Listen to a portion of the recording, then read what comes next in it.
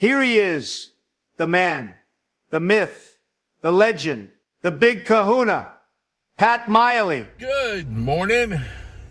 It's been a while since I've done a on the road video with the Big Kahuna for the Blue Collar Conservative, and this one is one of my favorite subjects. Me. Yeah. I've been getting a lot of feedback and some blowback on social media platforms that who the hell am I, and why a secret identity, and oh god, what else? Oh, they because I share my content so broadly across the political platform. Some people think I'm a bot. Nah, I'm not a bot. I'm just a guy. Nobody special. Just a guy with opinions. And I'll let my opinions be known. They're reasoned. They're not emotional. And sometimes that ticks people off when you speak with reason and you have knowledge. I'm not saying I'm the smartest man in the room, but there are times when I'm certainly the smartest man on a social media thread. A lot of people do not check things out before they post them. Sometimes they flat out make them up, but that's beside the point. What I'm here to talk about today is, explain some things about who the hell I am. My name's Patrick Miley.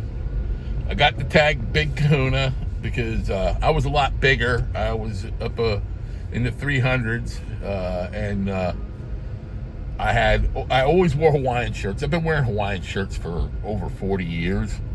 That's just my thing. I was a teenager when Magnum PI was on, and when I was a teenager, I wanted to be Tom Selleck. Driving around in Hawaii in a red Ferrari. How I got the moniker the Big Kahuna was a buddy of mine who was a bass player in a band named Chad Maurer is the one who stuck me with it. And what's funny is how we became friends was just one day a cappella I started singing Rubber Biscuits at work, and he joined in, and it was Rubber Biscuits is a Blues Brothers tune. It's a funny thing, funny tune. But yeah, he plays bass. He's a studio musician in Nashville now, and plays live at concerts with certain Nashville artists. Great guy, absolutely great guy. But he's the one who gave me the moniker, the Big Kahuna. And then I pretty much earned what a kahuna is during the Trump campaign, because a kahuna is a person who is exceedingly good at a specific type of task, type of job. And I'm a kahuna for grassroots politicking. So I own the title, the Big Kahuna. Where did the blue collar conservative thing come from my videos? Well, that's a long story, and I'm going to try to make it as short as possible. There was a book written by a United States Senator from Pennsylvania called The Blue Collar Conservative, and he got that title from a group of people that were in the House of Commons in England. And House of Commons are elected people. The other house is their parliament is, you got titled people, lords, and House of Lords, and those are knighted and people like that, and they're picked by the monarchy. And then the House of Commons, those are the House of Representatives here. And they had a conservative faction that was called the Blue Collar Conservatives. They were working class conservative people, and that's what I was, a working class conservative, blue collar conservative. So that's the origins of that title for my videos. I don't call them, I call them my videos. I don't call them a podcast. And there's a couple reasons why. When I hear the term podcast, I kind of associate it with a bodily function. And I don't do my casting of pods online. I do my casting of pods in an appropriate venue. Also, to be a podcast, yeah, you have to put something on a regular basis. And at my age, I'm not too regular with my casting of pods. So, enough with the poop humor. So that's why I don't call it a podcast. I put things up when I feel the moment, when I got the time. I'm a grandfather of a 2-year-old. I'm active in political campaigns as a volunteer. So I put things up when I got the time. A lot, when I'm driving or when the kid's asleep or my wife's asleep, I'll go up to this lounge area in my apartment complex and do a video.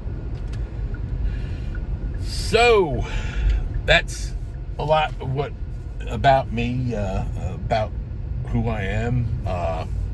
I'm married. I have 2 sons. I have a grandson that's 2 years old. I have another grandson, Ezra, who went back to God. He'd be 5 right now.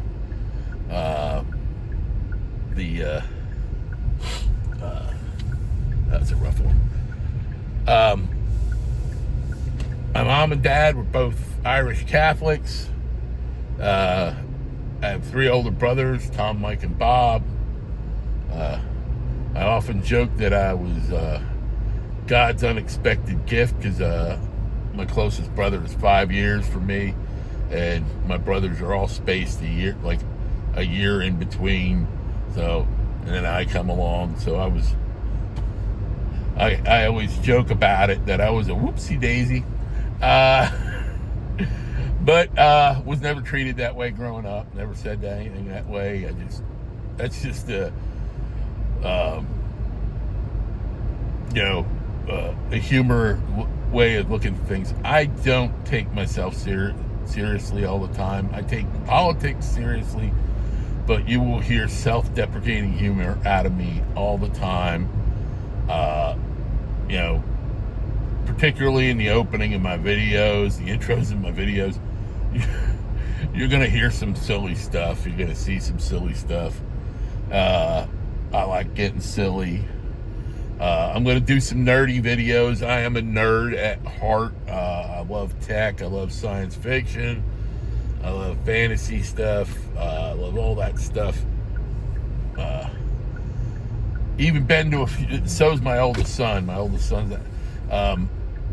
One year, my oldest son actually took me to Comic-Con in 2021 up in New York City, which was really great because the conventions I went to as a young guy were held in warehouses and malls and stuff like that. And this one was in the Javits Center that he took me to. The Javits Center, which is this big place in the Midtown Manhattan along the Hudson River.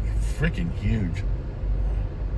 So I'm a nerd. You're going to see some nerd-centric videos popping up from time to time.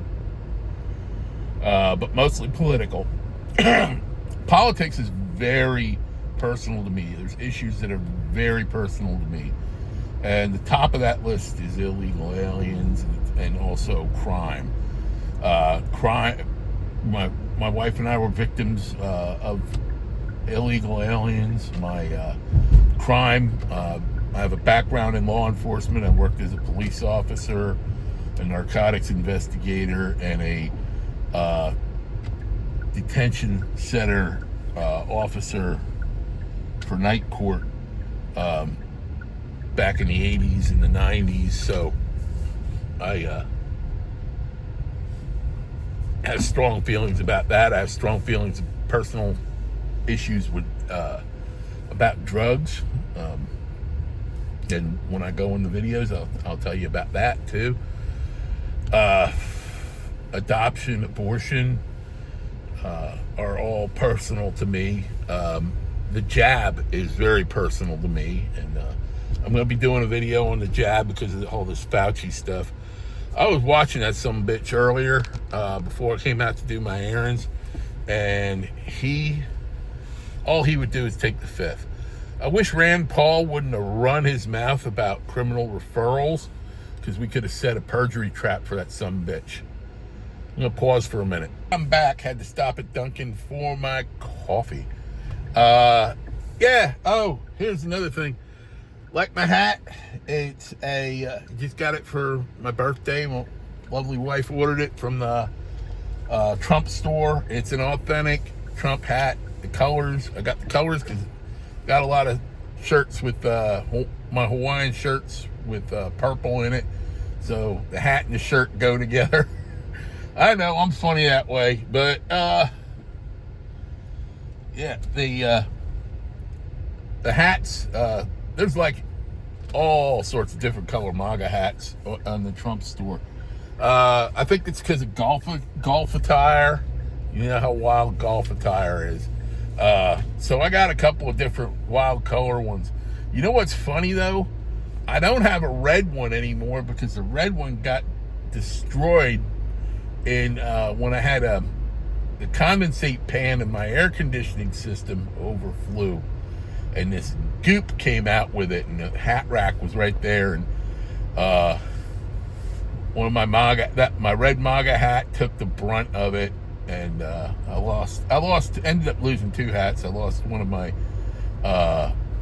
hats that I got from MAGA Don through the process too, and but yeah, these are authentic. They're made in America. You'll be seeing some of the brighter color ones on me sometimes, and this is one of them times. If you like them, go on the Trump store, the real Trump store. It's called TrumpStore.com. You'll find all sorts of stuff. Stuff's a little pricey, but a lot of stuff for golfers. If you're a golfer, you'll love it. I mean, they got golf balls, golf tees, towels, hats, shirts. Really nice, high-end kind of stuff on there, you know. Not too bougie, but nicer stuff. Yeah, definitely check that out. Now back to me. My education background. I graduated Reading High School in 1983. Didn't find out till I was a senior. I had bad to marginal grades, and I didn't realize that I had an issue with ADD, HD. I just thought everybody's mind worked the way mine did, and I was hell on my parents growing up. But I ended up graduating high school on the honor roll my senior year. Didn't go to college. A lot of people think I have, but my mind just, once that thing was found out, my mind just became a sponge. And I learned a lot of stuff. I went to college for 2 years in the Community College of Philadelphia while I was working for an engineering company and going to the Reading Police Academy. And then in 1984, when I was 19, I got a job as a police officer in this little town called Moton. While I was still working involved with HVAC design during the day. So I'd work during the night and I worked during the day and slept in what would be like 4 o'clock to like 11, then got dressed and went into work at the police department. And back when I got hired, things were about pretty different. Well, first of all, I was a 19-year-old when I became a police officer. I was still in the academy. Still in the academy part-time. I was getting paid $7.50 an hour. You imagine that, police officer making $7.50 an hour. But I started as part-time, and then I worked so many hours they had to make me full-time because I was covering for a sergeant who was ill in health, working third shift there. Loved the work, hated the politics. The day I got hired, I went in for an interview at 11 a.m. and by 12:30 I was in the home of the mayor, getting sworn in. Got my uniforms from the sergeant who was the quartermaster when he came in at 4, and worked the 4 to 12 with him that night. So 11 a.m. I had the interview. I was working the 4 to 12 shift, being trained by him, and got to know the borough, its boundaries and stuff like that. Then the training wheels came off, and I worked midnight to 8 shift. Got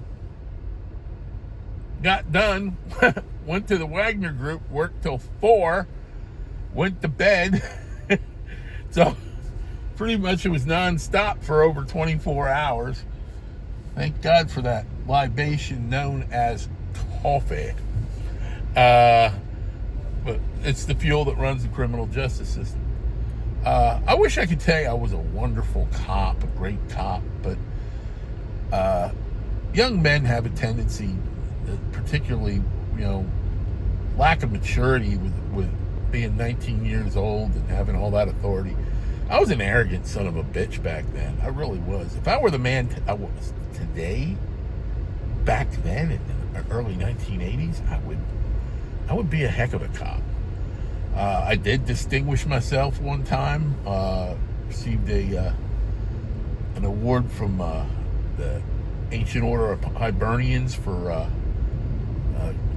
case I was involved in, and while I was working 2 jobs, I also picked up a 3rd job and was doing buy and bust for the Berks County Narcotics Intelligence Center. So I was involved with that. And then in the 1990s,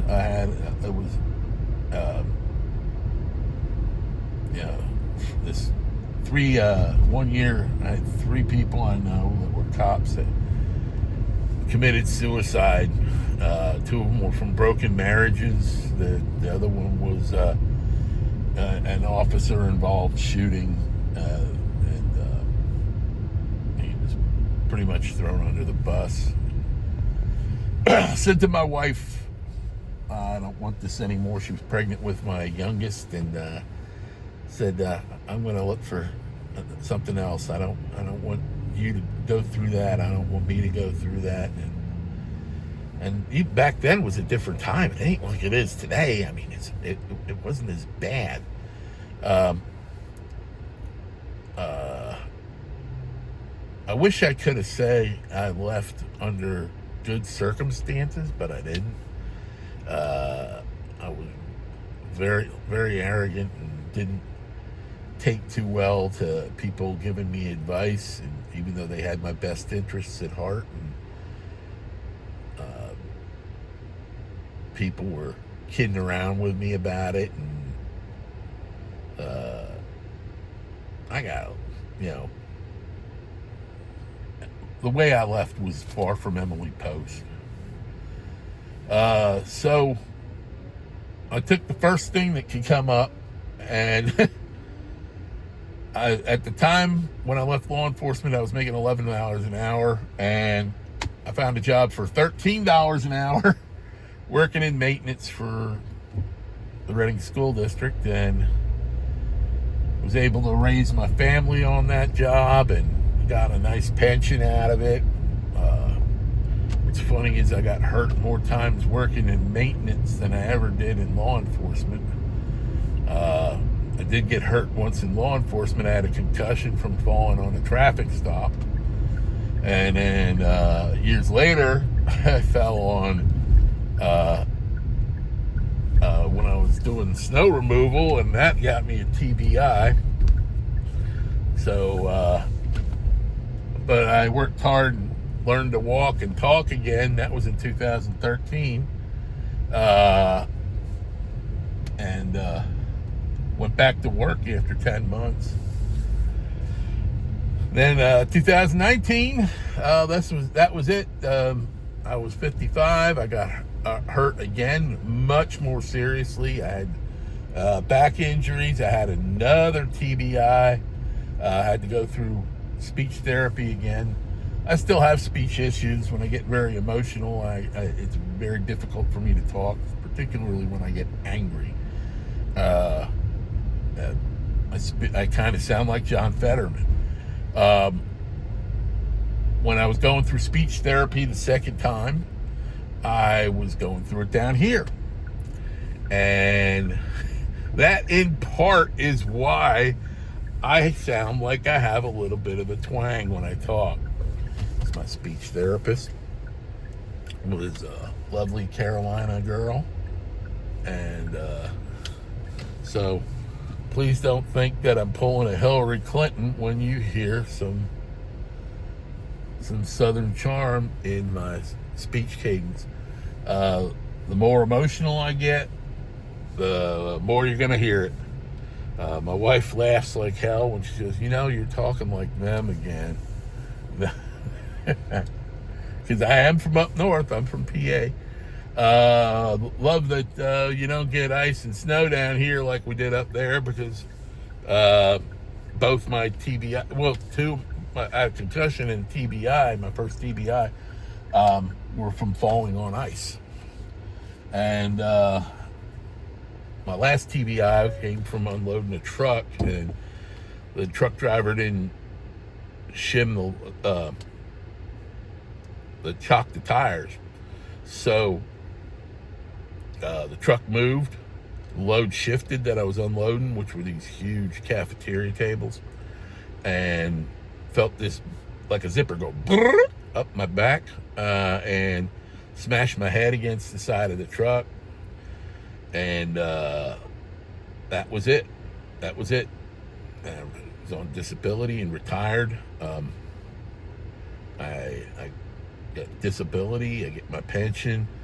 When I turn 62, I'll get my small pension from when I worked in law enforcement. Small is pretty much the word, because even though it matched, because it was a government job, matching $750 is not exactly all that much. So I'll be lucky if I get $100 or so a month on that, but that'll help. Excuse me. Yeah, I'm living a good life now, though. I'm very happy. My wife, she's doing well as she can with her health issues. And, going almost a half hour. It's kind of long. But, yeah, that's me in a nutshell. Emphasis on nut. Stay safe. God bless. Hang loose. If you like this Catch you on content, the flip side. please follow on Facebook or subscribe on YouTube. Don't forget to hit that notification bell.